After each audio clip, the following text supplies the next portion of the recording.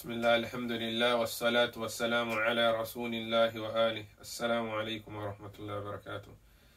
Alright, this is going to be a part 2. I said I wasn't going to do two recordings, two videos on this subject of Mudood, but qadarullah, it was the decree of Allah, wa ma sha'a fa'ala, and the will of Allah, whatever Allah wills happens.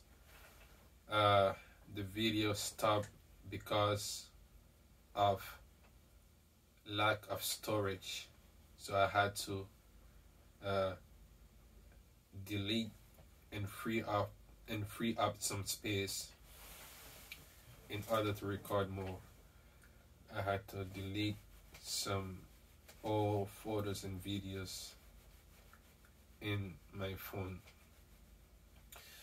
Alright, we stopped at the 6th mad mentioned in the book, which is al-maddu al-lazim al-kalimi, meaning the necessary verbal mad. And the sign of this mad, of this elongation, before the sign we said this mad has two parts. The first one is the heavy one, and the second one is the light one. The second part is the light part. Two types of maddul lazim al-kalimi. The first type is the al-muthaqqal, meaning the heavy, and what makes it heavy is because of the shadda on the letter right after the letter of mad. And what makes the other one al-mukhaffaf light is because the letter after the letter of mad has a sukoon. So the sign of the muthaqqal is that a heavy letter comes after the letter of mad. And a heavy letter is a letter with a shadda. And the mukhaffaf, al-maddu al-lazim al-kalimi, al-mukhaffaf, the light one, is that a letter with a sukoon comes after a letter of mad. And both of these, in both cases, you stretch, you pull, you elongate the mad. How many counts? 6 counts. 6 counts are necessary to fulfill this mad. So if we look at the examples mentioned here, the first one is an example that is from Surah Al-Fatiha, and it's also mentioned in other surah, I believe. Ad-dallin. What makes it heavy? The shadda here makes it heavy. Al-lin. So how many counts did we say? 6 count. Ad-dallin.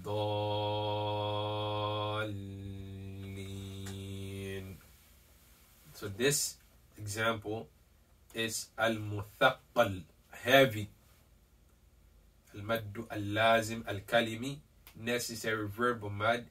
Al-muthaqqal, the heavy one, it is heavy because of the shadda. The next example is al-haqqa.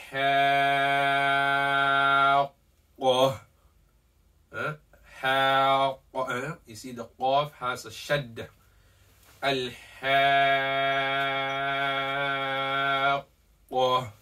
6 counts necessary to fulfill this mad correctly. The next one is hajja. The jim that comes after the mad alif has a shadda. So because of that shadda, it makes it a maddul lazim al-kalimi, necessary verbal mad, al-muthaqqal, the heavy one, because of the shadda. So if I ask you, what makes it heavy? The answer is, you say because of the shadda on the letter that succeeds meaning that comes after the letter of mad. Hajja. The next example is also muthaqqal, heavy. Dabba. Dabba. And then the last example is al-mukhaffaf. It's light. It's maddul lazim al-kalimi, necessary verbal mad, al-mukhaffaf, the light one. Now, if I happen to ask you, what makes it light? You say, because of the sukoon on the letter that succeeds the letter of mad. The letter right after the letter of mad has a sukoon. So let us read this example here, because many of you found difficulty in pronouncing this one in the past. So this is how you pronounce it. You fulfill the mad, and then the next one is sukun. Al-ana.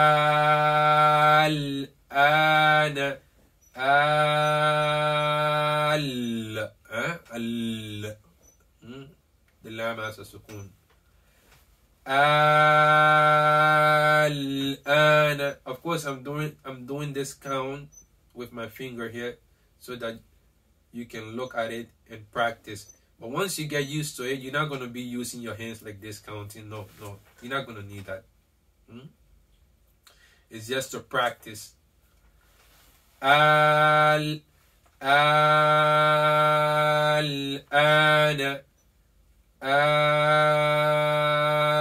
Al-ana. Al-ana. Alright? So this is al-maddu, al-lazim, al-kalimi, al-muthaqqal, and al-mukhaffaf. The next one, which is the last one mentioned in this book, is the rulings of reciting the broken letters. And what are the broken letters? The broken letters are those letters that comes in the beginning of certain chapters of the Quran, like Surah Al-Baqarah. Alif Lam Mim, like Surah Yusuf. Alif Lam Ra, like Surah Maryam. Kaf Ha Ya Ayn Sad. So in our book here, of course, the definition, the writings are in Arabic, right? So they say Ahkam Tartil al-Huruf al-Muqatta'a, meaning the rulings regarding reading properly the broken letters. Fi awa'il suwar, at the beginning of the suwar of the surahs, the chapters. Mithlu, like for example, Alif Lam Ra, the letter that has the sign of mad. And you guys know the sign of mad, right? I've shown that to you multiple times. The letter that has the sign of mad is stretched, is elongated, 6 length, 6 harakat, 6 counts. And in this case here, Alif Lam Ra, the lam is the letter with the extra mad sign, meaning you have to stretch the mad longer than the other ones. You have to stretch the mad 6 counts. Alif Lam Ra. And the letter that doesn't have the extra mad sign on top of it, like in this example here, the Ra. This letter, you stretch it 2 counts. Like the Ra, 2 counts. And the Alif doesn't have a mad. Know that is a rule. Alif doesn't have a mad. Remember that. Alif doesn't have a mad because it doesn't have a hamza. So alif, lam, ra. Okay? Alif. In this case here, both the lam and the mim have the mad sign, meaning both the lam and the mim have to be pulled, have to be stretched 6 counts. So let's do this. Ready, set, let's go. Alif, lam, mim. Alif, lam, mim. The next one. Alif. Alif doesn't have a mad.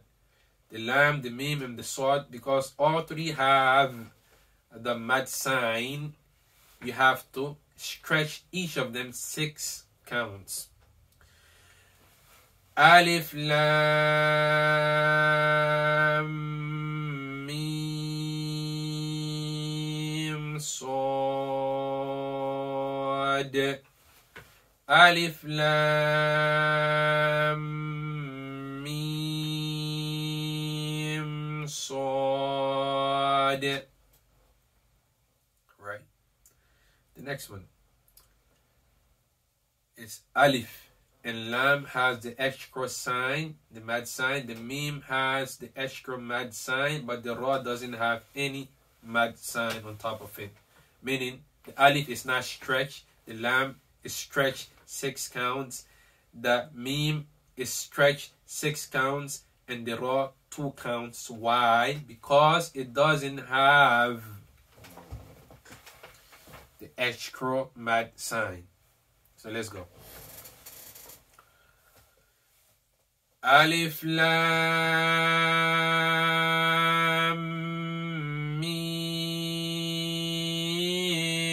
ra. Alif, lam, mim, ra. The next one. Ta, sin, and mim. Ta is stretched 2 because it does